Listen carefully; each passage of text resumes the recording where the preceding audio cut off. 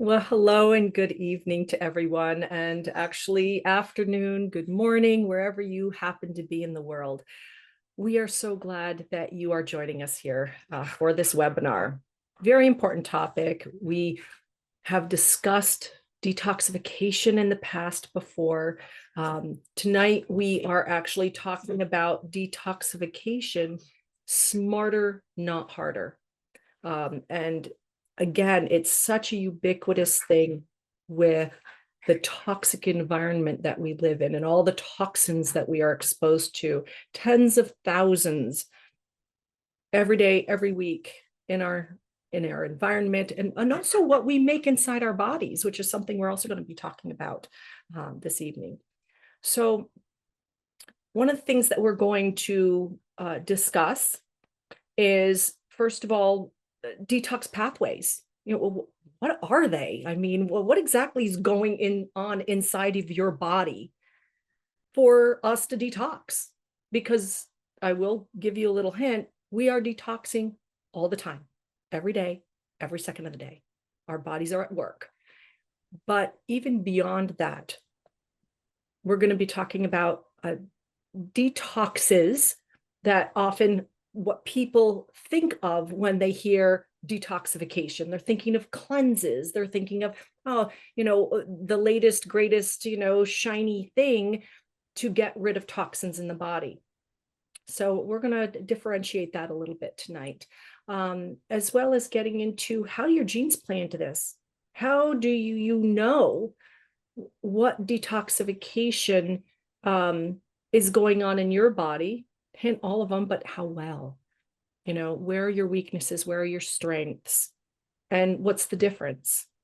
So I am so honored that I am once again joined with one of my favorite colleagues, the brilliant, multi-credentialed, extremely experienced Dr. Bryce Wild, always ready with fantastic cutting edge information and that clinical experience, actually putting this knowledge into practice.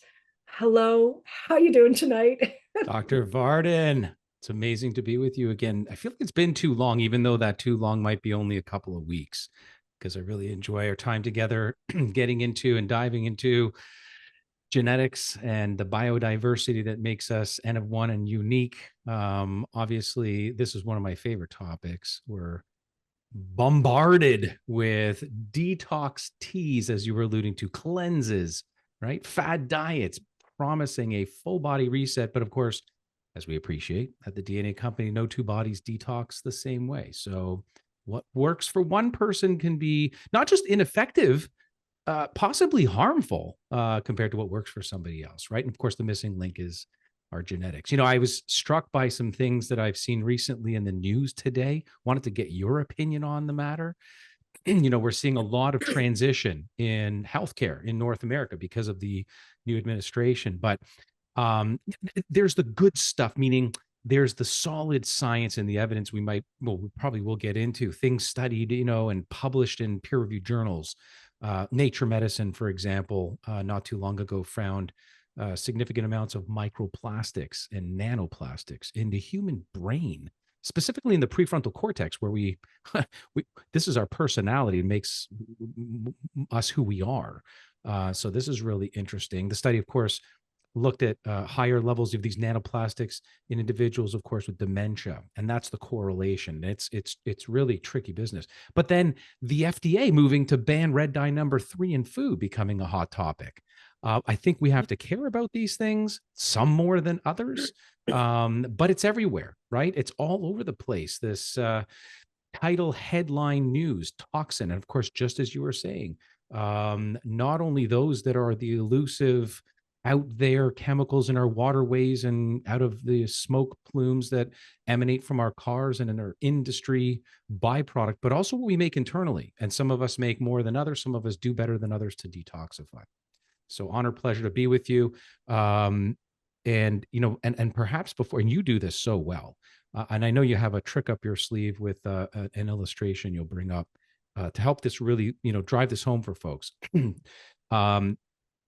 The fact of the matter is, this grabs a lot of people's attention. The idea that over 90% of us North Americans have detectable pesticide residues in our bodies due to Mhm. exposure from food and the environment and the laxity of regulations around how we treat our food. But this is, by the way, part and parcel to the RFK Jr.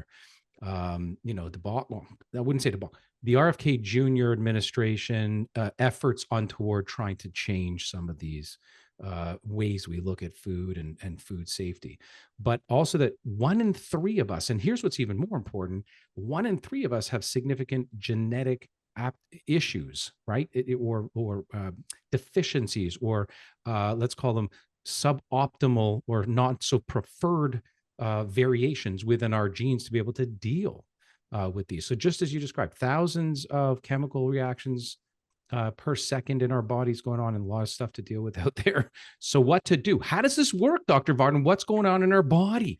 What is happening when we're exposed to an external or internal toxin? Well, I get to put my teacher hat on. Um, it really is absolutely fascinating, amazing, so elegant what our bodies do. Um, there are several organs, involved in detoxification, but the main one, the one that I am going to be referencing uh, in the slide as it comes up, if one of our angels in the background can actually share that with us, it is the main detoxification uh, processor. And here I want to share with you something that I had put together to help clients, to help people understand what is going on in your body, specifically at the cellular level in your liver. And, because it can really seem overwhelming. And it's like, okay, toxins in, exposure, black box, and hopefully pee it out, poop it out, sweat it out, breathe it out, however we get it out. Okay. But in order to really understand the personalization, what Dr. Bryce was talking about when it comes to how well do you detox? It's We all do in some form or fashion, otherwise we wouldn't still be alive. But it's lifting that hood, going, okay, what am I looking at here?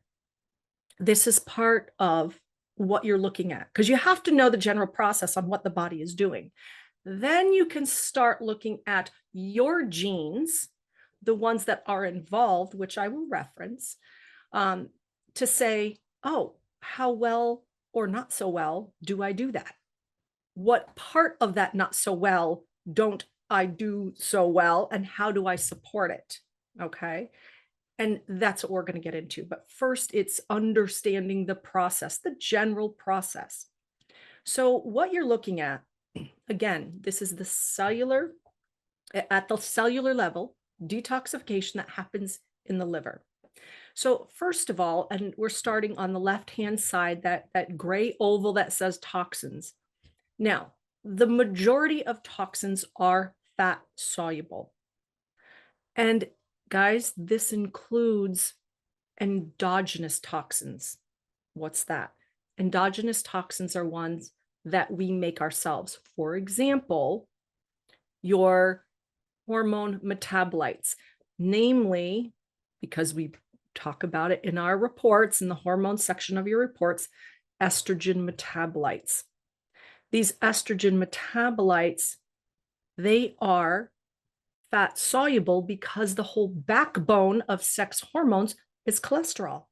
Okay, that's a fat. So that's where that comes from. And and can you write questions in the chat? You could, Luha, but if they are more expandable questions or more, deeper questions, please put them in the question and answer box. So when we're talking about toxins, most of them are fat soluble. So one of the things that happens in our bodies, yes, we'll process and excrete, but our bodies are brilliant. and they will also sequester or move these toxins sometimes into our fat cells, okay, fat to fat. All right, so they get stored in what we call adipose tissue. All right, adipose meaning fat. So that way it doesn't overload your liver. It kind of, will, easily, parcel things out, but that's not always the case, especially if the toxic load coming in is faster than processing. We're not able to store it as readily. But also it's something to note that because toxins get stored in fat, this is one of the reasons why when people who are very heavy, have a lot of fat tissue, lose weight very quickly, they're liberating the fat. The fat is being released out of the cells and tissues, and that can cause an overload on the liver.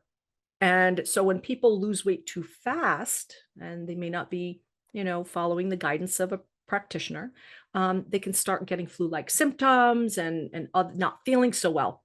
That's the reason, because too many toxins overloading the liver as they are losing that weight. Sorry, I just need a sip here. You take that water. I'm just going to remind people to head on over while we're getting schooled on detoxification to our poll. Answer it if you haven't already on what your level of understanding is and what you're doing or not doing as it pertains to detoxification, just so we can understand the audience better as to who we're speaking to and address that audience as best as we can and answer your questions. So thank you for that little segue into allowing me a drink. I've been talking all day, so throat's a little dry. So anyway, we have these fat soluble toxins. So really what the whole process is to turn these fat soluble toxins into water soluble molecules so they can be excreted from the body. That's what the process does. So in phase 1, you will see in parentheses cytochrome P450 enzymes. So this is a family of enzymes that helps with that breakdown, that metabolization of breaking down these larger fat soluble molecules. Now, when it does this, it will make these molecules more toxic in most of the time, not always, but for the most part. And the reactions that are happening are right here. I'm not going to, go through all of them, but, they include things like oxidation, reduction, hydrolysis, things like that. This creates free radicals, which can then cause tissue damage. And you're probably wondering, why would our bodies do that? Well, for 2 reasons. One, it has to, because it has to break these molecules down to get them to be water soluble.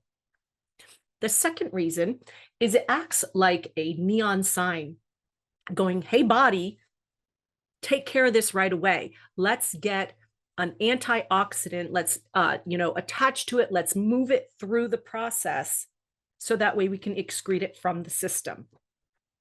So when we do this, there are nutrients that are needed for this process, and that's where it shows nutrients used.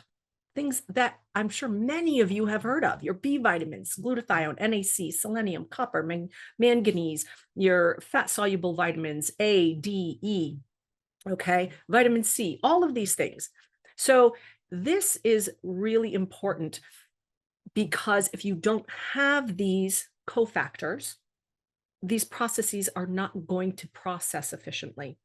So once we go through the phase 1, we've got the antioxidants that are now attaching to these reactive oxygen species and moving them through. So now we've got that more water soluble molecule. Now with that, this is entering antioxidation pathway. 2 of the genes that we cover in this pathway is SOD2, superoxide dismutase 2, and the GPX, glutathione peroxidase. This happens in the mitochondria, and they help to get rid of those oxidants, okay? And they really straddle that phase 1 to phase 2. Now, here we're in phase 2. So now we've got this more water-soluble molecule, but we have to get it out of the system. And in the parentheses, you'll see conjugated pathways. Conjugated just means coming together. Okay. So the reactions that I've listed here, the first three, we actually have your genes for those pathways in your reports. So that's glucuronidation. These are the UGT genes, which you'll see in your hormone reports. The glutathione conjugation pathway, which are your GST genes, and your methylation. And of course, there's a whole suite of genes for that pathway that we cover, as well as your antioxidation. Now, these will be found in the anti-inflammatory reports and sub-reports. So the others are very important, but those are the ones that have a lot of robust research on pathways, functional aspects to them that we can really take action on. But again, there are important nutrients that are necessary for those things to occur. Things like magnesium, your B vitamins, and different amino acids, okay? So have to have those for that reaction to happen. Now, when that reaction happens, now we have a water-soluble molecule. Now we can excrete it. So that water-soluble molecule now will mix with bile so you can poop it out. It will mix with serum so you can pee it out. You'll be breathing it out, sweating it out. Now we can get it out of our bodies. So really that's the, quick and dirty way of detoxification, the phases of detoxification, the three major phases.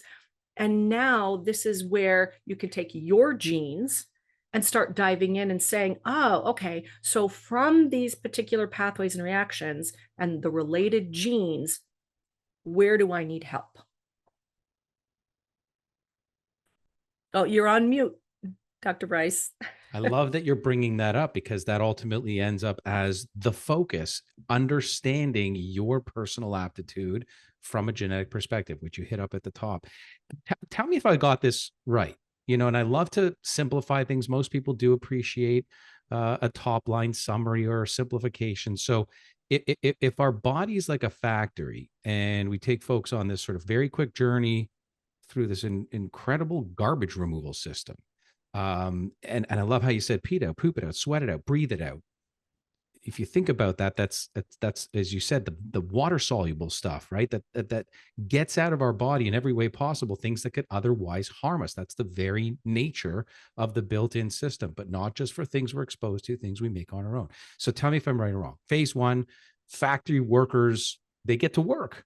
They're the breakdown crew, right? Their job is to take pesticides and painkillers and even excess hormones and break them into smaller pieces. And that sounds easy. But here's the twist, as I heard you say, that when they break these down, they can actually make them more dangerous. It's like, smashing a big brick wall and ending up with small cement chips and shattered glass and sharp stuff all over the floor. So someone's got to kind of clean that up. And so the janitors move in and the cleanup crew comes in phase two. And your body's attaching all kinds of stuff, safety stickers, things like glutathione and sulfate or methyl groups. It's like having janitors sort of package these things up into bubble wrap or, garbage bags to get them out. And why that matters, of course, bubble wrapping, taking glutathione or B vitamins, is toxins otherwise remain harmful and wreak havoc on your liver, your hormones, your immune system, you name it. And then phase three, this is the system most people miss, and they forget about. The garbage trucks have to come and actually pick up the garbage. Otherwise, they can be packaged up beautifully.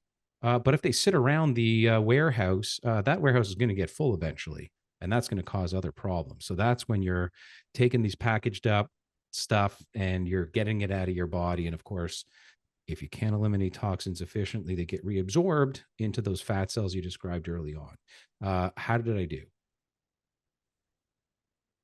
Oh, now you're muted. Sorry, that was amazing. I love that. Oh, awesome. It's wonderful. I really like working with you and our other hosts because I'm sure that our audience appreciates this, of kind of touching that range of doing a bit more of the academic, getting into the nerdy language, but then breaking it down and making it so understandable And I appreciate you so much for that. And I'm sure, I mean, I saw a couple of comments saying that, people are understanding it better, you know. We do the best we can. We've got two audiences that we're typically speaking to, don't we? We typically have those that are new and welcome, and those that are seasoned experts, potentially even clinicians in their own right, or practitioners that join us. So we got to do our best. And on that point, to further and better understand folks that are with us this evening, let's address the poll questions. Let's see Yes. what people want to understand a little bit more, so we can, tailor what we're delivering to you tonight in a more appropriate manner for those who have joined us and have specific areas of concern. So why don't I start it off? The Detox Smarter Not Harder poll. Number one, have you ever or are you currently experiencing any of these symptoms of toxic overload? And of course, we allowed people to check everything that might apply. Um, Brain fog / cognitive issues. Many of us do. Poor gut health, low energy and fatigue, rashes, hives, skin reactivity. Of course, this is the litmus test of our body when toxins elevate. Mood swings, irritability, poor sleep quality, and sleep disruption. And as you can see, what I'm seeing here, it's a real equal spread, except perhaps for mood swing, irritability.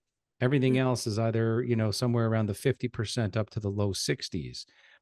So these are all symptoms, are they not, of excess toxicity? Not that they can't individually be indicative of something else, but as a totality, and even separately and together, most of these are when toxins get to the point of the body struggling.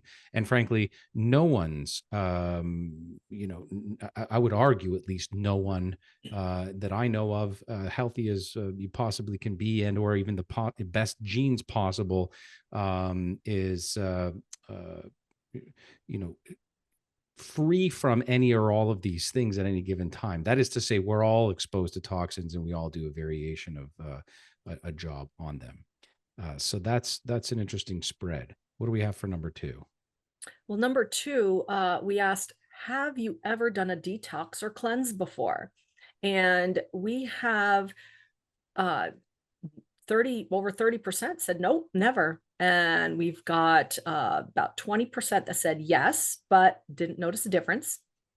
Almost 40% said yes, and I felt better afterward. And then 10% said yes, but I felt worse and didn't know why. And I will tell you, I feel for you people. I really do, because I actually have gone through different detoxes before I know what I know now, before I had my genetics done. And it had the same kinds of questions, results, depended on, what I did. But see, this is what we're doing this for, to Absolutely. help you to understand that, detoxes, and we're talking therapeutic, very specific, that have confines to their start and end. Okay. Therapeutic protocols for detoxification can be very useful, but they really need to be done by a practitioner or someone who knows what they're doing and can navigate those nuances for you, for what you happen to be going through.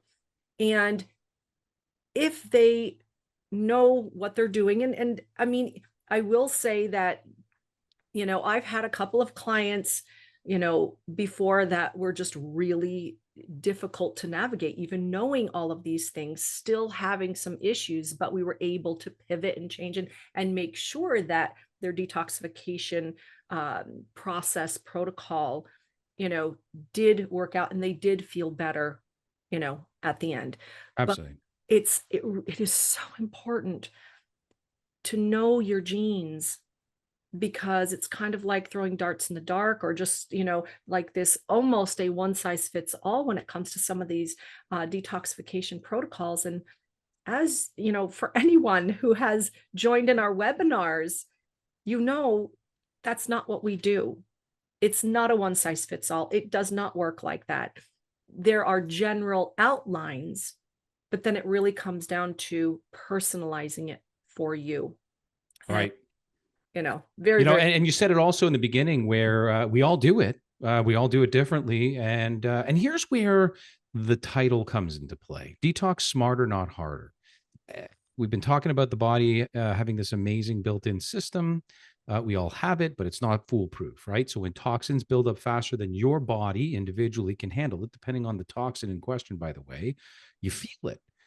Some of these symptoms, some people experience more than others. It's brain fog or weight gain, by the way, or fatigue and hormonal changes. But the good news, and we're talking about it, is that with the right support, you can detox smarter, help your body do what it does best, which is clean up the mess. So this means understanding that detoxification isn't just about doing more cleanses, the better cleanse. It's about recognizing this unique genetic blueprint, and then of course working with your body's strengths and weaknesses. So if we break that down, I'm going to come back to what you just taught us, Dr. Barton, because it's really important to drive this home in this context.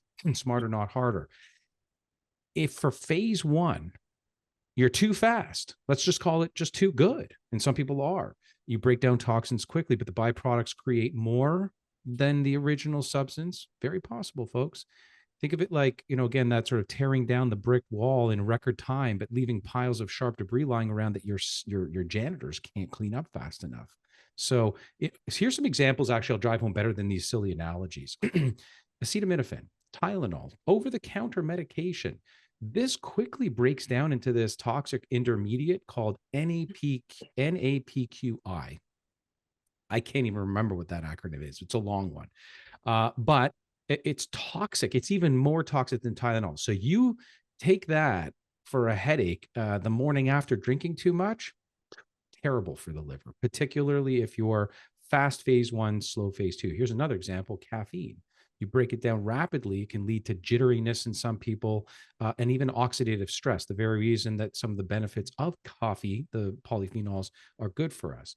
Pesticides and pollution, they break down into intermediates that can damage cells if they stick. So what's the problem here? If phase one works too fast and your body can't clean up the mess, in phase two, these toxic byproducts hang around longer, causing more damage, liver inflammation, damage, etc.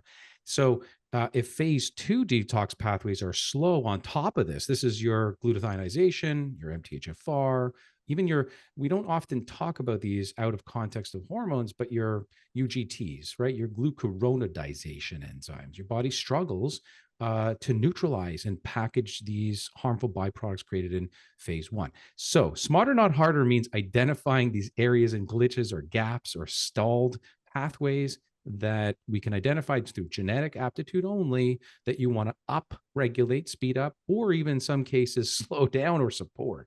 And that's the point. You want them all working at a rate together where, like a symphony. You don't want the violins playing too fast while everyone else is lagging behind. You're going to get this distorted sound. You want them all playing at the same tempo, at the same rate. And it's the same type of thing. And actually, I've been seeing several questions come through about like, oh, wait, the genes, which genes that you're talking about. So in that slide, the phase one, the cytochrome P450 enzymes, the family, the genes responsible for making those enzymes are the CYP genes, what oftentimes I'll call it the CYP, cytochrome P450. Okay, so those genes are part of that phase one detoxification. Phase two, that's more of the your methylation pathway, which a whole host of genes. And again, you can see these in your reports, but MTHFR, SHMT1, MTR, MTRR, FUT, COMT, those genes that are in there. That's what works in those pathways. The glutathione conjugation pathway, again, phase two. So these are your GST genes. So your GSTT1, GSTM1, GSTP1. And then also your antioxidation pathway, that one that kind of straddles the phase one to phase two. And this is your SOD2, SOD2, and your GPX. So those are more specifically highlighted for the detoxification pathways that we go over in your reports that you'll see. So kind of give some clarity to that.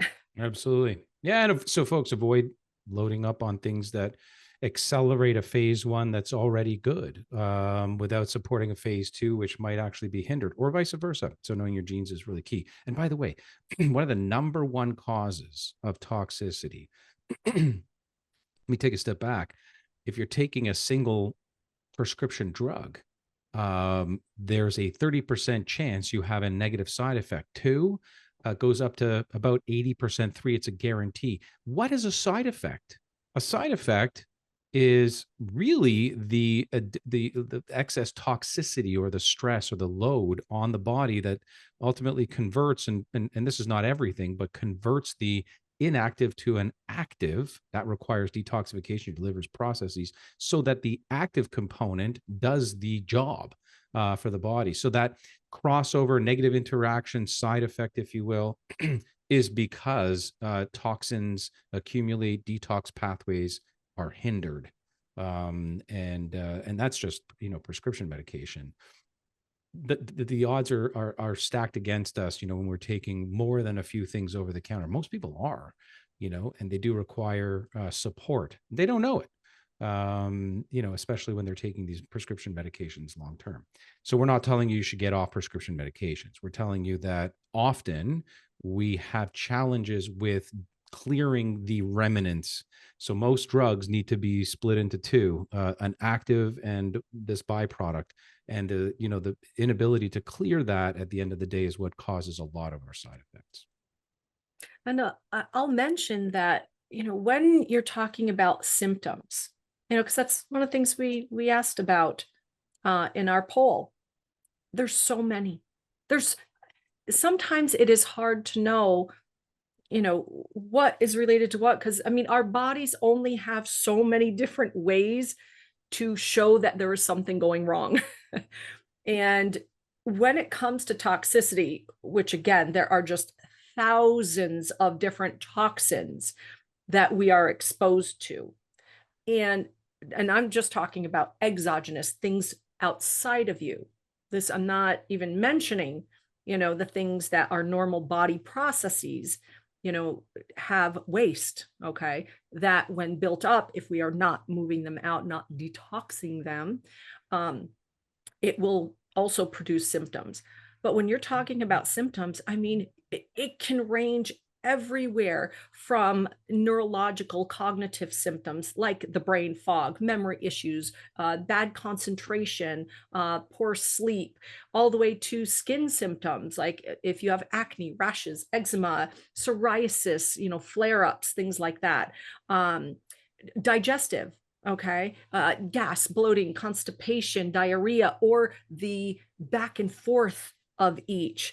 That is generally a big sign that there is some sort of, toxicity going on. If like you go back and forth from constipation to diarrhea and constipation to diarrhea, they're hormonal imbalances. I will tell you that poor detoxification or toxic load that's hindering your ability to really detoxify can actually cause problems with your hormones. It can affect a woman's menstrual cycles. It can cause low libido. Actually, one of the things that you had mentioned before about microplastics, there was research done that microplastics will actually accumulate in the testes, and this is a problem, lowering sperm count, which obviously you're talking about the ability to procreate. And anytime you have any type of fatigue, adrenal stress, and then weight gain, and of course, immune symptoms, if you have any kind of increased allergies, swollen lymph nodes, or, getting into the typical respiratory problems. So sinus congestion, chronic postnasal drip, cough, even to a musculoskeletal joint stiffness, pain, achiness, inflammation, which leads into cardiovascular systems, especially if it's chronic, can, increase poor circulation, heart palpitations, high blood pressure, all of these things. It's like, now, does it mean that you have high toxicity? We're not sure. This is where the questions come in. This is where, finding out more about you, what you've been exposed to, as practitioners, asking the right questions. What do you do for work? Yeah, exposures, environmental Exactly. exposures are, really important. One of the poll questions revealed that people here this evening are very interested, particularly about pesticides and heavy metals. We didn't differentiate between that line item, Right. but as you just described, some of us are more exposed to some of those ingredients in our environment than others. Dentists are one of them, and Mhm. thankfully, most dentists are no longer putting in silver fillings. Mercury is a part, as well as aluminum, some other heavy metals of that amalgam, it's called, and then of course there are studies that find, pesticides and heavy metals in vegetables. We can't get away from this stuff. So this is the question is, that's always begged is how do I manage, toxins? Well, it's not moving necessarily, because who can, or avoiding entirely and eating all organic. It's understanding where to spend your time and energy and focus when it comes to what suboptimal section of your detox pathway is involved. And by the way, at the DNA company, we do an incredible job to decipher through a test called pharmacogenomics, PGX, what medications are most suitable for you given your genetic aptitude. So it comes back to what I was saying. Many of us are taking prescription medications. If it's one, the chances are already there, about 30% that you have issue. Two, it's, very high, and three, it's a guarantee. And most of North America is treating a set of medical concerns are on more than three. Point is understanding through pharmacogenomics, the study of your genes, to determine which drugs are most suitable to your genes. And really what we're talking about are these phases, these pathways, which drugs pass through these different pathways most efficiently for you. And if you get your drug straight, that is to say, more tailored to your genes, the chances of toxicity goes way down. So we're offering until midnight tonight Eastern 10% off of our pharmacogenomics test. Actually, I believe it's Five? Pacific. I got a uh our Oh, one Pacific time? is that, yes, We're it'll such be East midnight Coast snobs. Pacific. But did I say that right? Is it 10%? I don't, last thing I need Yes, is 10% off on our PGX test perfect. until midnight Pacific time. Got you. Give Thanks for you a that little correction. extra. Yeah, that's okay. Well, and this is hundreds of dollars. This is nothing small, and we haven't done this before. So that's why there's a ton. So if you know somebody, and most of us do, a loved one, a family member who's currently taking medication, send them, a note right now. Take your phone and go, hey, look at the DNAcompany.com. They offer a PGX test. You can get your drugs, in line with your DNA and experience far less toxicity in your body. Add years to your life. That's what we're all about. And what if they don't have their DNA 360 done? Well, one, you could get it, but say you've done your 23andMe, Right. okay, and you already have it, and now you're like, okay, what do I do with it? Well, we have our app out. It was Just launched, folks. just launched yesterday. Wait, no, what day's today? Today's what day? Yeah, no, it Tuesday. There just we go. launched Yes. yesterday. It's hot off the proverbial press, digital press. Guys, it is free. So what you can do is you can download that app and you can upload your 23andMe data. And we will actually take a look and process that and give you the information through our algorithms based on that information. Now, granted, there are certain genes and locus, that they don't do, but you'll be notified going, okay, here's what you have. This is where it fills in, but hey, you're missing this gene. Okay. But at least it will still give you some good information. And if you want to know those missing genes and to have a more full picture, you can actually even purchase the DNA 360, through the app as well. So fantastic information. We've already gotten great feedback. Actually, I had a client just today who said that she downloaded it, loved it so much, had her kids download it and look at theirs, and just very user-friendly, great information. They really, really enjoyed it. So Spread the absolutely news.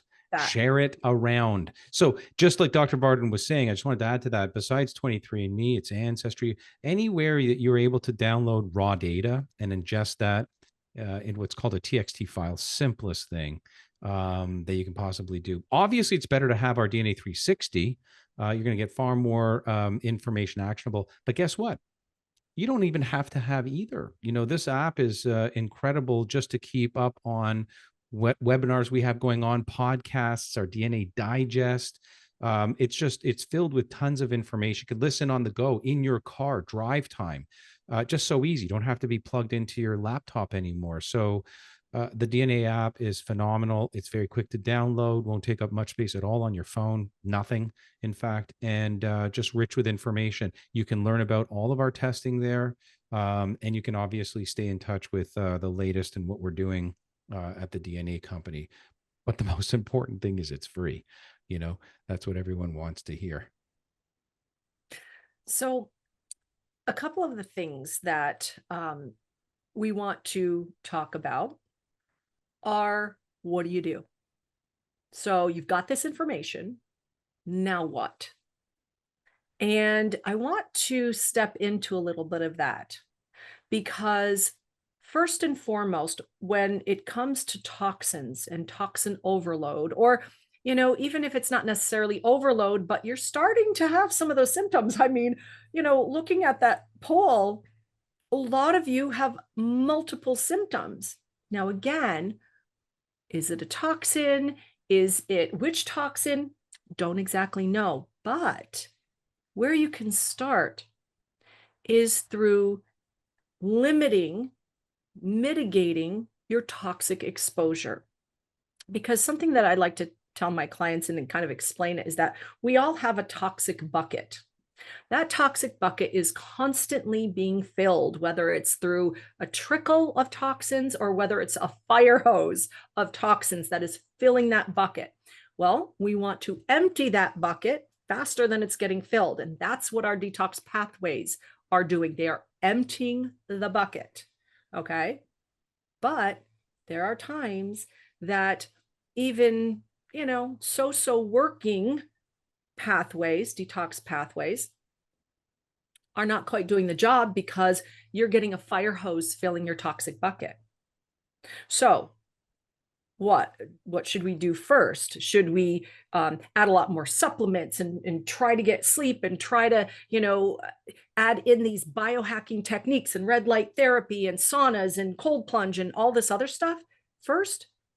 Well, your bucket is still being filled by a fire hose. First, let's turn that down.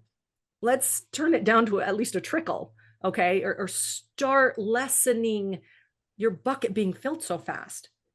And this is where we want you to look around your environment. Look at what you are drinking, what you're breathing, what you're putting in your mouth to eat. What kind of container do you have your drinks in? Are they metal? Are they glass? Are they plastic? Okay. These are adding to that toxic load. And it's not just about one thing, okay? But starting with one thing is important.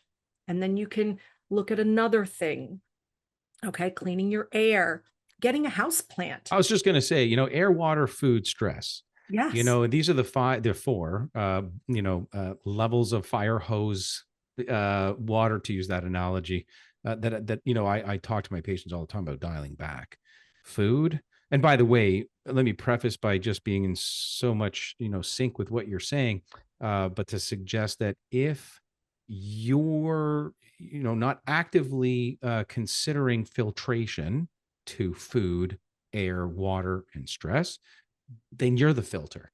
Mm, So again, I'll say if you don't have a filter, you are the filter. So what I mean by filtering water that's clear, take your pick, distilled, reverse osmosis. There are benefits and the pros and cons to all kinds of water. But if there's no filter on the water, there are pharmaceuticals in your water. There is heavy metals, as we described.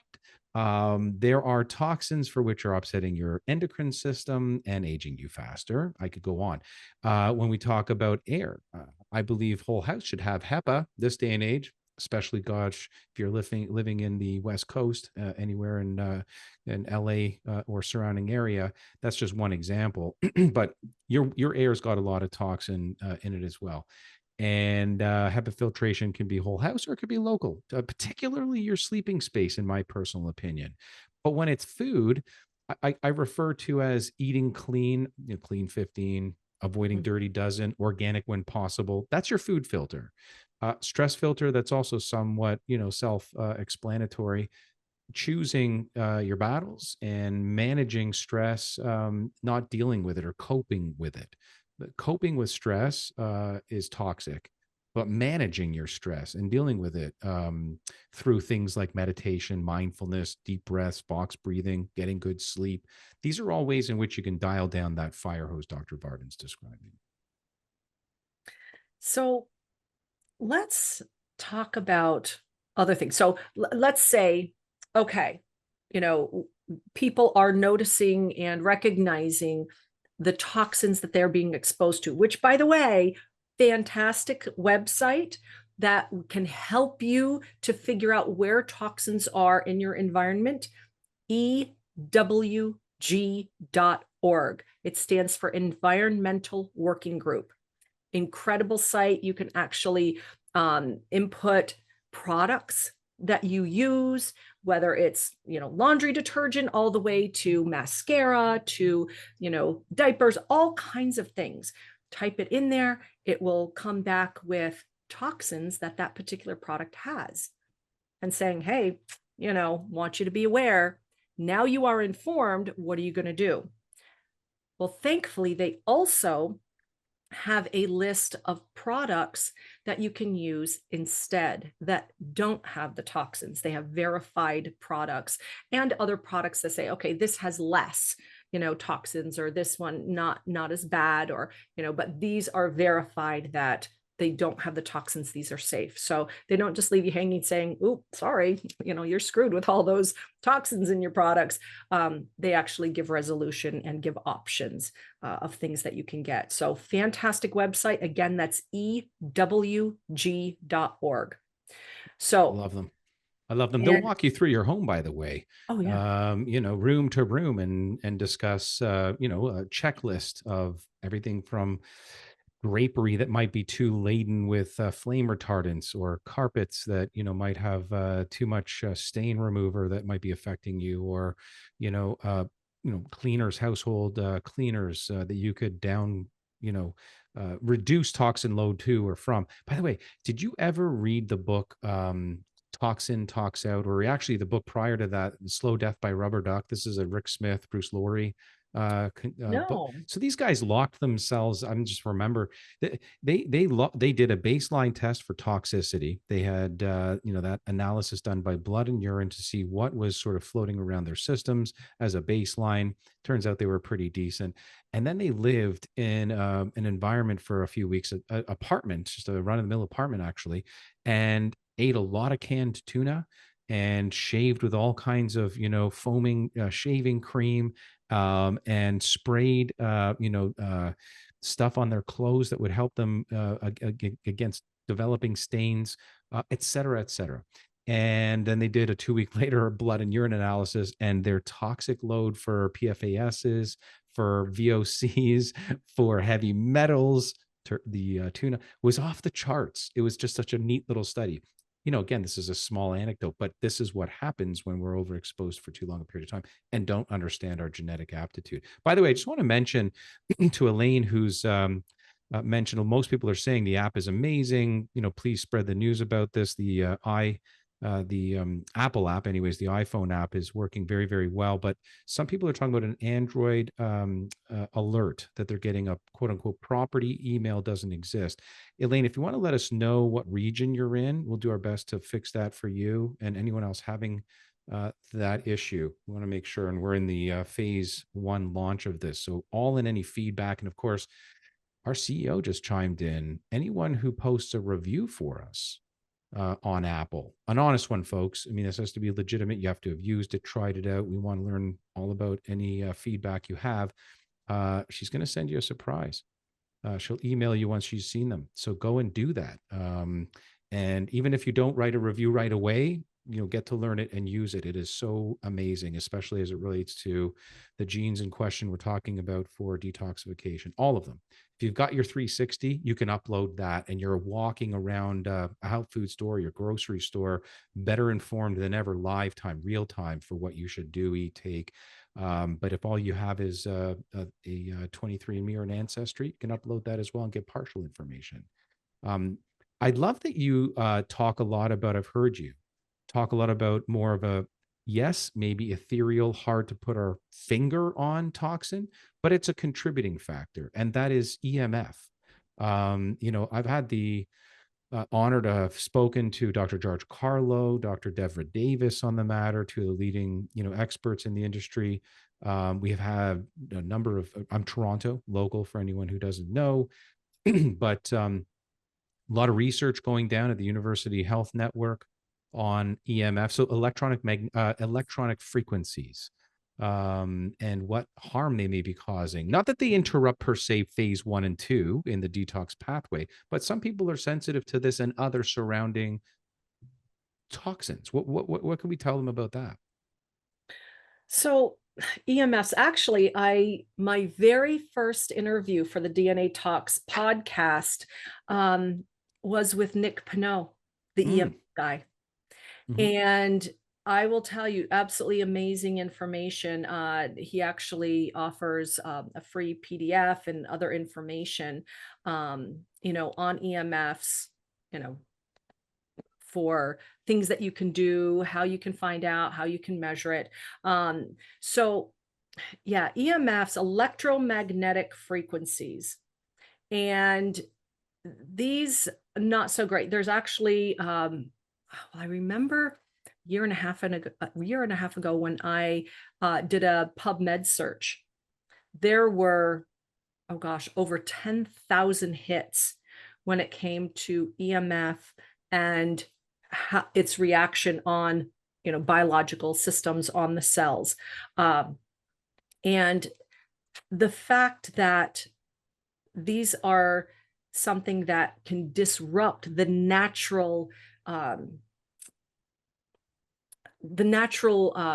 movement of cells, because yes, we are biological systems, but we live in an electromagnetic universe. Yeah. And there is electromagnetism in the cells. We're bioelectric beings. That's how our cells communicate, right? If you shut them down, they can't effectively or as effectively eliminate the stuff they're trying to, pee out, poop out, sweat out, and breathe out. So, the thing is that, first of all, if some of you aren't familiar with EMFs, like where do they come from? What's going on? This is energy, okay, that is emitted by like Wi-Fi, cell phones, the 5G towers, electrical appliance, power lines, Bluetooth devices, all of these things give off electromagnetic frequencies. And yes, even we give off frequencies and electromagnetic energy, but it can be at different frequencies. And something that might be of reference, remember I talked about earlier, a symphony, okay, where you've got some players maybe playing something faster or louder or out of sync with the other instruments, okay? Or if you've ever heard music or someone playing where they're out of key and that resonance, that discordance, and it kind of makes you want to cringe. Well, it's the same kind of thing with the frequencies, that they're at different frequencies. And so these electromagnetic fields, okay, the EMFs, can actually disrupt our cells, okay, especially with chronic exposure. Um, for example, they can actually trigger excessive production of reactive oxygen species. Remember in the chart that I showed you, how you had these reactive oxygen species that can cause tissue damage? Well, EMFs can trigger the production of those. All right. That can lead to cellular damage, DNA damage, chronic inflammation, so these are things that we have to be very careful of, not to mention that there are studies that have actually shown that EMFs can weaken the blood-brain barrier. That Right. allows toxins, heavy metals, inflammatory there we go, molecules to Uh-huh. actually pass by and into the brain. And Actually, this is the work. This is part of the work, anyways, of Dr. Magda Havas that I was describing earlier. She's an environmental toxicologist, professor emeritus at Trent University, Northern Ontario. Anyway, extensive research um, related to biological effects of EMF and their implications for human health and toxicity. And some of the stuff that she's found very interesting is as it pertains particularly to heavy metals. So it's loose, but it's getting better. That EMF exposure. This is the research is getting better. Exposure to EMF can exacerbate the effects of heavy metal toxicity. So it's just worth looking up. It may, just like you were alluding to, it might increase the permeability of the blood-brain barrier, allowing heavy metals to penetrate more readily into neural tissue. Of course, which we understand there's no safe levels when it comes to things like mercury. So this interaction between blood-brain barrier, loosening it up, allowing things in, can lead to this heightened oxidative stress, which, by the way, plays off on the SOD2 gene and phase 2, et cetera.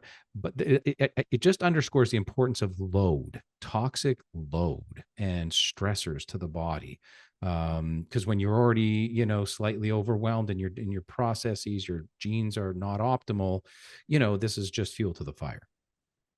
And I want to mention, because this is important, that EMFs have also been found to disrupt testosterone, estrogen, cortisol balance. These affect the HPA axis. Yeah. These affect, well, actually, they have shown that they cause lower sperm count and motility in men who have high EMF exposures. For women, EMFs can actually contribute to menstrual irregularities that we mentioned earlier. It can actually cause thyroid dysfunction.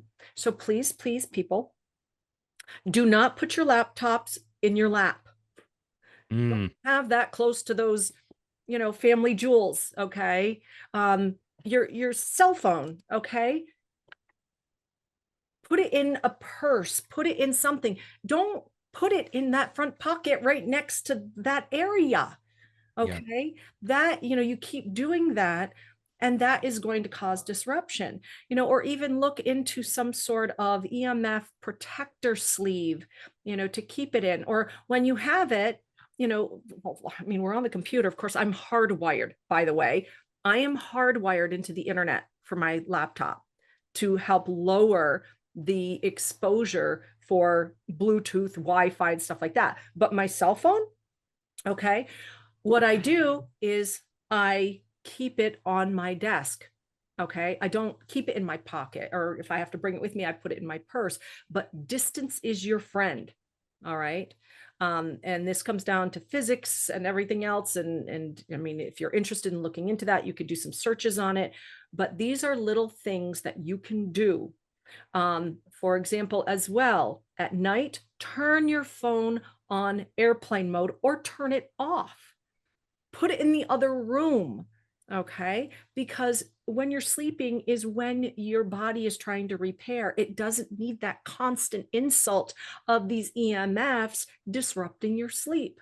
So little things that you can start implementing now, regardless of what your gene profile is, because these things affect everyone because you are a human being. Okay. So implement the things that you can do that are easy to do right away. And then you can start working on that more personalized stuff. So detox smarter, not harder. This is all about not pushing your body harder. It's about knowing when to step back and give it what it needs. And if again you have fast phase one, slow phase two is one example. Detoxing harder with extreme cleanses and extreme measures can actually do more harm than good. So the smarter approach, in summary, folks, is supporting your body's cleanup crew, appreciating your genes. How do you know what they are? Start with the app, bring in DNA 360 test, maybe consider a pharmacogenomics test, PGX. We've got that as a deal only tonight, ending at midnight, 12 o'clock Pacific Coast time, 10% off. That's hundreds of dollars discount, but it's worth every cent if you're taking any prescription medication. Keep those garbage trucks running. Let your body detox safely at an appropriate pace. More is not better. Goldilocks, that's what you want to think of. How do I turn my genetic aptitude into a Goldilocks pace of consistent detox? Starting with Dr. Varden's excellent words of wisdom, which is start by limiting your exposures, including EMF. We've got a bunch of questions. We should probably start to those. Yes. And they're really good. And I love the first one. It's it's perfect way to start. Because Barbara asks, where in her report, where in anyone's DNA 360 report do you find information about the detox gene? So here's the deal. Detox is involved in every system and every, part of, human health, as we've been discussing, from hormones to, the letter vitamins and nutrition, through to immunity, through to sleep. If your detox genes are amok, this is possibly one of the reasons why, indirectly anyway, you have, sleep cycle interruption. So the reason we currently don't, we may change this in the future. The reason we currently don't have a detox report is because it is involved in every silo and every sub, or most sub reports. Even if you want to, in my opinion, clinically the best sort of summary for detox, in one spot in the app, and or in your DNA 360 report, look under your cardiovascular report. It is the majority of the detox genes that we talk about, the CYPs, what Dr. Varden described as SIPs, through to the GSTs, through to SOD, et cetera, GPX, and so forth. So you'd find all of that in one spot, Barbara. Also, I do want to mention in the anti-inflammation or anti-inflammatory report, one of the, 7 major reports that we have, we kind of have siloed it a little bit just so you can look at just that, because the sub reports in there, we have one for antioxidation, we have one for glutathione conjugation, one for methylation, then we also have one for vitamin D pathway. So that's really important because vitamin D, very hormone, remember, is also very important for so many different aspects of health, of gut health, for brain health, hormones, everything. So that's actually in that anti-inflammation main report system. Yep. Perfect. So Janice, what is Janice asking? Janice Shepard's asking, if fat soluble toxins are stored in fat, but you don't have a lot of body fat, where do they go and how will the body respond? I love this. So I'm going to summarize then over to you for the details, but I'll just say, if you have fewer storage reservoirs, because that's what fat is to toxins, the reason why your body wants to so quickly put it into storage is because it doesn't want it to get to the brain. That's just the quick and dirty explanation. But this can influence, both the way your body responds to toxins and toxic exposure, as well as your overall detox capacity outside of your genes. So break it down for us, Dr. Varden. Where does it go? Well, seeing that it's got to be handled differently, as you so eloquently put, ways or where they go, you get increased circulation in the bloodstream. So, it's going to circulate longer in the bloodstream, which can cause more microabrasions and inflammation on the endothelial lining of your vasculature. And so this is why it's very important to look at your cardiovascular profile. How sensitive are you to toxins? How well are you, breaking down and clearing? So that's very important to know. It can accumulate in other lipid-rich tissues like brain, the nervous system. Or Okay. the liver itself, And right? that was my next thing. Absolutely, the liver itself. So and also can't forget about bone marrow. Yeah. You It's fat know, in there. Exactly. And the fact of cell membranes, especially phospholipids in the mitochondria. That can cause mitochondrial dysfunction, that low energy, chronic fatigue. But there's also the fact that, you can also have them be excreted more rapidly if your detox Right. pathways are working well. Otherwise, they're constantly being reabsorbed. Well, I was going to give another example there, right? So I was going to say, Please. here's another example to drive home. So let's just call it your moderate or even excelling in phase 1 and phase 2, but you're thin, low fat reserves in phase 3, right? Which is not necessarily, so phase 3 is where you're taking these things and you're getting them out of the body. These individuals can face this additional pressure through feast, like through your poop, leading to potential, diarrhea, irritable bowel syndrome, gut inflammation, leaky gut, all these different things. So it's just, could be fast or moderate phase 1 and 2, but sort of slow transit time is what I'm referring to, by the way, where stuff hangs around. And that can cause irritation, that can cause inflammation, that can cause hyperpermeability. So all kinds of things to consider that way. And then you're just reabsorbing like you're describing. Compromised, gut wall integrity, as we describe it. Leaky gut syndrome. There you go. I love, there's two people that always chime in here, and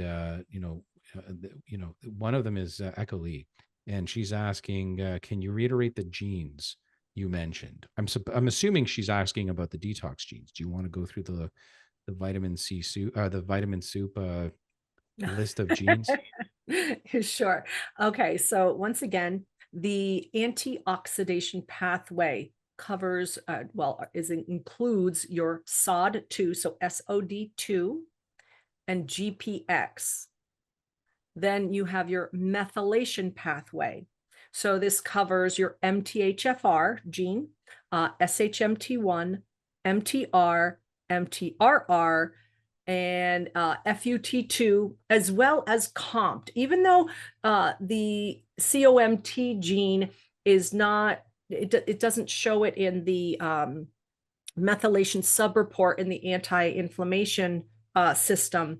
That is important because it is the last player on that team. It's the one who takes that methyl group and puts it onto the substrate, conjugates it, okay, to these toxins, or like the estrogen metabolites, for example. So that's really important. But that one you'll see sprinkled throughout some of the other reports, mood and behavior, and cardiovascular, and some of these others. So that is very important for the methylation pathway.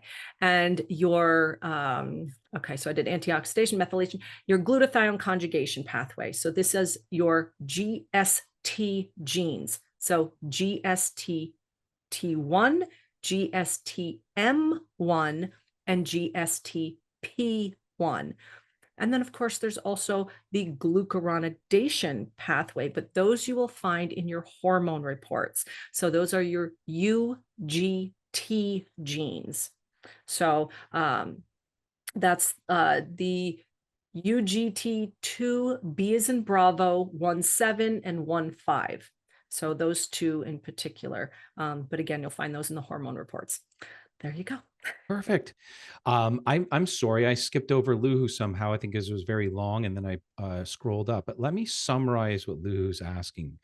In summary, because I've read it through while you're describing all of our wonderful genes for detox. Basically, what she's asking is, how can I safely release toxin-related weight with low hormones, slow COMT, and methylation assuming poor variation SNPs while considering bioidentical hormone replacement therapy is what I get. Okay, so I will start with the fact that this is theoretical, educational information. I'm not your doctor, so again, this is just based on information, not direct recommendations. Yeah. So But again, what we have here is codominance, slow yes, COMT, low sex hormones, right, steroidal estrogen, testosterone, progesterone, and toxic weight gain potentially is, I think, the right. challenge at So, hand. It's well, common, it's oh, common. absolutely. And I've already mentioned about why you may be holding on to toxins, um, you know, in the fat cells because you don't have a lot of fat storage, which we've already discussed. Okay. And also with the fact that with age, okay, our detox pathways get a little slower. You've already got, you said, a slow COMT, that COMT, with the methylation plus a hormone decline that can actually impair toxin clearance. I mean, pretty much across the board. And if your body's not processing these stored toxins efficiently, that can actually lead to weight gain. It acts as a defense mechanism because it wants to dilute the toxins. So you already don't have a lot of fat. So your body's like, oh, hold on. Okay, too many toxins. Well, what do we need? We need fat. So what is it going to do? It's going to start shifting the processes and the production to have more fat, to have you gain weight so it can protect itself. Guys, we have to remember our bodies are brilliant. It knows it's trying to protect us the best way it can.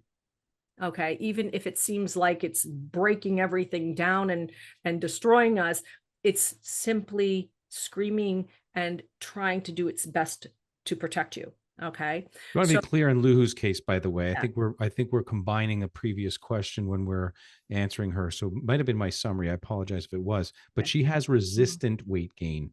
Oh, okay. That's part to her question. Yeah. Oh, okay. Let me see. It's been because she said she's always been very lean.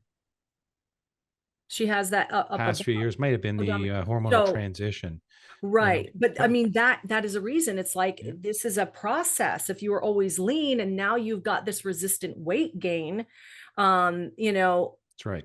from these few years that seems toxic. Well, this is part of the process. Again, your body is trying to protect you. Mhm. And with the fact that the phase 2 liver detoxification, that getting sluggish, leading to the toxic recirculation. I mean, it's just like this cycle that keeps going. But even then, when you start linking it to the low estrogen, the slow calm, all of these things that it's almost like this spiral that it's hard to get out of.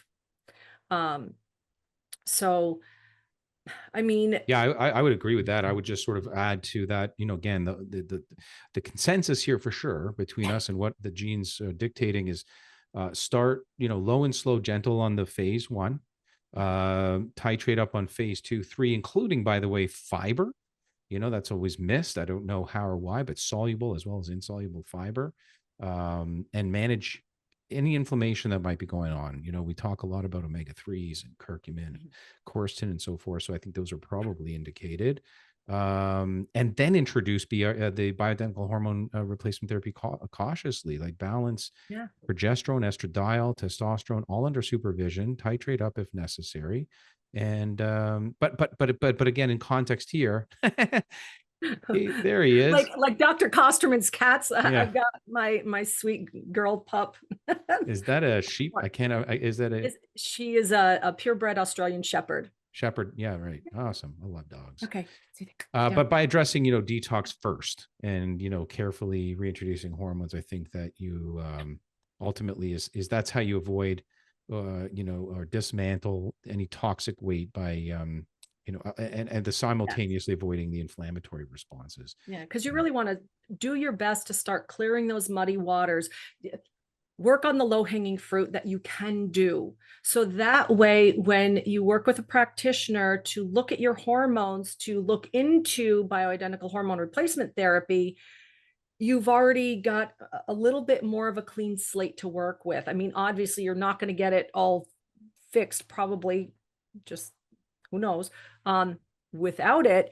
But at least, again, clean up some of the low-hanging fruit first, and that way it'll give the practitioner a better working area to say, okay, this is how much we need to do. This is what we need to add, or let's try this. Okay. Again, low and slow, but that would be at the discretion of the prescribing doctor. Yep. But yeah, definitely look into that, because I mean, we've done several women's hormone webinars, podcasts, and sometimes it's the hormones that will really move that needle, to help you sleep, to do these things. But again, we need the assessment first. We need to make sure what is the best move for you at this time where you are. Yep. Somebody gets an A+ gold star. Ready? Elizabeth. She's asking, if you don't have enough of the nutrients needed for phase 2, would these continue to be unbound and be recirculated through the hepatic system until they are bonded again, wreaking more havoc until that happens? Question mark. What is the possible timeline? So yes, thank you for listening. You're exactly right. If you don't have enough nutrients or cofactors, we call them, for particularly phase 2 detox pathway, then the reactive and very volatile, by the way, intermediates created during phase 1 remain unbound, as you put it. So that's, or partially metabolized, let's call it. So they can be recirculated, and then we call this the enterohepatic or liver gut loop, if you will, that, these toxins persist in the bloodstream and potentially cause this oxidative damage. That's where you rely on SOD2 as well, by the way, superoxide dismutase and GPX genes. So there's a whole detailed explanation as to exactly how that goes. But you got it right. Dirk is asking, Rachel's asking, why would somebody be unable to tolerate N-Acetyl cysteine, NAC, even starting at very low dosages and going slow? Extreme burning sensation in the stomach upon taking it. You want to have a crack at that one? Well, sure. First of all, N-acetylcysteine, has a naturally low pH, which means that it's acidic, okay, and therefore potentially irritating to stomach lining. And but you're probably asking, yeah, but I take NAC and I'm fine. Well, yeah, but it would be especially problematic for people who may have conditions like gastritis, okay, inflamed. Which often is hypochlorhydria. Exactly. If they have already existing ulcers or GERD, okay, then NAC can actually aggravate that acid reflux. It can, NAC also helps to stimulate bile flow, and that can actually trigger a gallbladder response. So if you've got sluggish bile, which honestly can be common with poor liver detox genes, like your GST genes, okay, the glutathione. Mentioning that reminds me, and I'm seeing this more and more in the cohort of people that are on GLP-1s, Ozempic and so forth, with slower gastric emptying. When your stomach and peristalsis slows down a little bit, any and all of these supplements and or enzymes that people take and maybe have been on prior are starting to cause problems in these people because it's sitting around longer. So when the stomach empties slowly, NAC and some others, enzymes, et cetera, they can remain in the stomach for longer, increasing this chance of irritation. I'm seeing this trend pop up actually in my patient base who are on these GLP-1s. Yeah. And the fact, if someone has a sulfur sensitivity, because sure. NAC is sulfur donor, it's a sulfur-based compound. So, if you have any impairment of that sulfation detox, which if you remember, or you can always go back and watch this and look on that that chart that I shared, that's one of the detoxifications, that sulfation.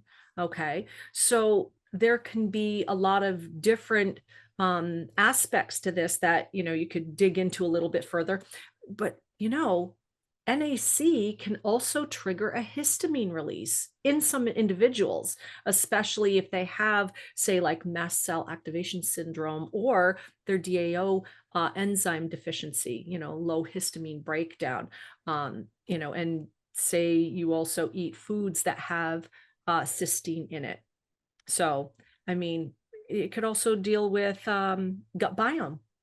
The fact that any dysbiosis, H. pylori, overgrowth, actually, because NAC acts as a biofilm disruptor, meaning it can actually break down protective barriers that are used by bacteria like H. pylori, Candida, other pathogens. That can actually cause, using the NAC, can actually cause a worsening of the symptoms from these pathogens that can include things like stomach burning, bloating, pain, things like that. So yeah, there could be a lot of different reasons for that. Awesome. Dirk's asking, what would cause toxins lodged in the testes to get moved out to the liver for processing? So yeah, I mean, it's intuitive even to him that toxins stored in fat tissue get, moved out and more quickly in certain circumstances than others, weight loss, exercise, etc. Yeah, I mean, it's a good question. We're not just talking about white fat, we're including brown fat and striated fat, intra striated fat, muscular fat. Fat's everywhere in the body. No one is 0%. Even that, super lean, we're talking weight. Competitors in the weightlifting world, when they get down to 4%, they're still 4% fats. Fat's everywhere. But he's right to question it. And I mean, I'm not entirely familiar with how, the removal of toxins happens directly out of the testes back into circulation. But I can tell you that it happens out of every tissue back into circulation on a regular basis. So, if we're talking about, those that affect the testes, pesticides, PCBs, dioxins, furans, having all these things accumulate in that area. They can move in and out of any area. Yeah. Well, I will say that toxins that accumulate in the testes a lot of times are due to poor lymphatic flow.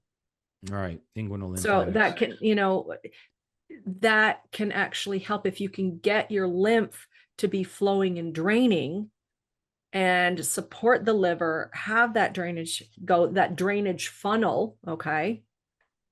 And then you're able, to poop and pee it out and everything else. But, that is something that happens because once that lymphatic flow increases, toxins can therefore leave the testes, enter the bloodstream, reach the liver for detoxification, and so on and so forth.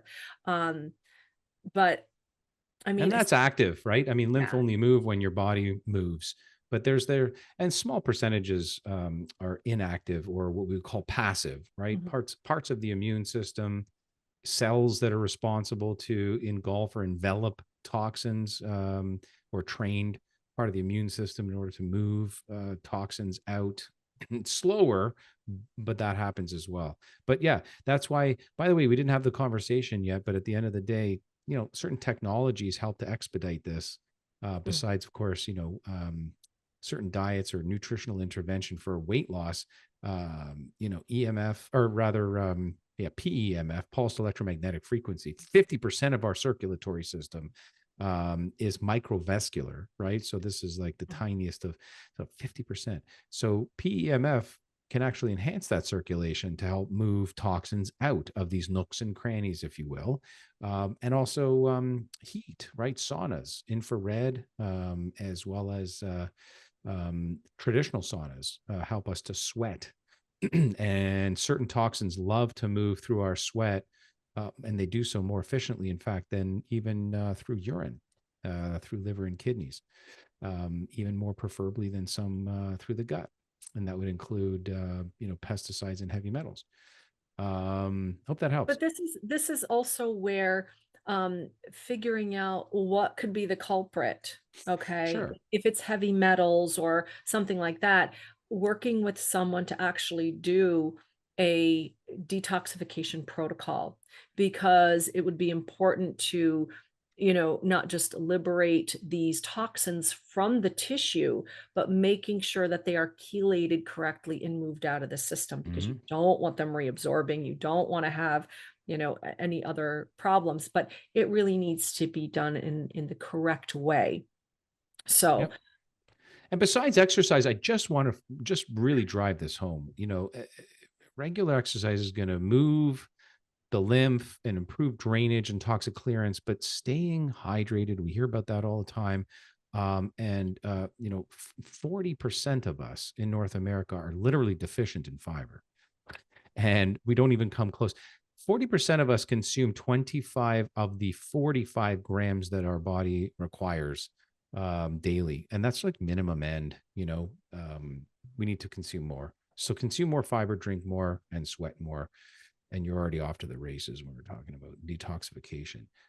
Tom is asking about using basic herbs, tinctures, milk thistle, chancropiedra, saw palmetto, as well as NAC, vitamin C, D3, K2, B complex, quercetin, fulvic acid, humic acid, minerals. Is this a decent and safe baseline? I mean, at first blush, not knowing more and then not knowing about dosages, sure, I think so. What are your thoughts? actually, yes, I was looking at that. But I want you to be aware that the majority of what you are listing are supplements, which can be fine and supportive. But it is really important to make sure that first and foremost, you are mitigating, lowering your toxic exposure. So, what are you doing to do that? And do it in this order: air, water, food, because you can't live without clean air or without air. Okay. So make sure that you are, cleaning the air that you're breathing, even if it's just in your enclosed environment. And that's what Dr. Bryce was talking about: HEPA filters, filtration systems. And your water. We have to have water to live. So, how are you cleaning that? And I see that you did mention that you do drink distilled water. Beautiful. Okay. Making sure that you are getting your trace minerals. So whether you are re-adding like some sort of trace mineral drops, or taking some sort of trace minerals, whether it, be like through beam minerals or something like that, make sure that you are giving your body the base trace minerals that are necessary for all of those enzymatic reactions and processes and healing that we need to do. Yep. And then your food, and you say you eat clean. Now I'll take that as at your word, but you can always have someone, really analyze. This is why we have our clients do the food, mood, poop journal. It's like, oh, I eat clean. Okay, show me what you eat. I want to know the details because sometimes you never know, going, oh, wait a minute. Yeah, maybe this is something that is causing my body stress. Or, healthy foods, things we would think are very healthy, kale and spinach and sweet potatoes and all these other things, but yet they also have anti-nutrients, which can actually cause inflammation if other detoxification processes in our body are not working as optimally. And you may be That's what it having boils some down to. symptoms, inflammation, and you're like, but I'm doing all the things. Those can be culprits. Yep. So, but yeah, like we said, first blush and looking over, looks like you've got a good start. So keep it up. Yep. We are coming to a close for time. I would just encourage anyone that we didn't get to their questions, and everyone else that joined us this evening, spread the word about the DNA app. It's a free download. It can answer a lot of your questions. And if it doesn't, obviously join us for our upcoming webinars and podcasts. We love all of your questions. You guys do such a great job of asking all of the right stuff. And so we thank you for joining us today. It's such an incredible honor to serve all of you and learn together about the power of DNA and its impact on our health journey. And so what we've explored tonight isn't just about knowing what's in our genes. It's about the smarter way to do it. It's about unlocking the personalized health decisions that can change how you add years to your life, how you perform, how you age, how you feel. So don't forget about the pharmacogenomics. This is essentially a guide to safer, more effective use of your medications, right? Ensuring that you're not just guessing, but working in harmony with your DNA.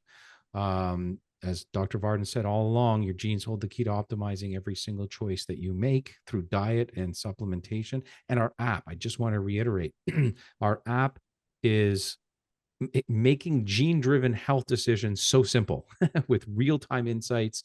I'd say personalized recommendations and continuous updates right here in the palm of your hand. So pharmacogenomics is on sale until midnight Pacific Coast time, 10% off. The DNA app is free. Download it, share it, tell others about it.